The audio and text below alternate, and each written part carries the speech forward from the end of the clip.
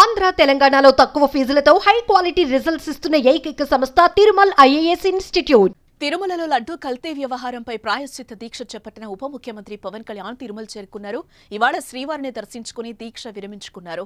గన్నవరం విమానాశ్రయం నుంచి బయలుదేరిన పవన్ మధ్యాహ్నం 3:30 రేణిగుంట ఎయిర్పోర్టుకు చేరుకున్నారు.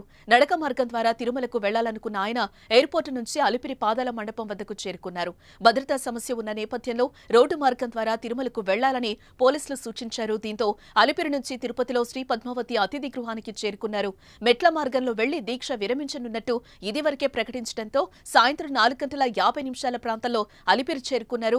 అలిపిరి పాదాల మండపం వద్ద సాష్టాంగ నమస్కారం చేసి పటిష్ట భద్రత మధ్య పవన్ కళ్యాణ్ నడక మొదలుపెట్టారు. ఇక మెట్లెక్కే క్రమంలో పవన్ లో అలసట కనిపించింది. మధ్యలో ఎక్కువ విశ్రాంతి తీసుకోవాల్సి వచ్చింది. మోకాళ్ల పర్వతం వరకు వేగంగా నడిచారు.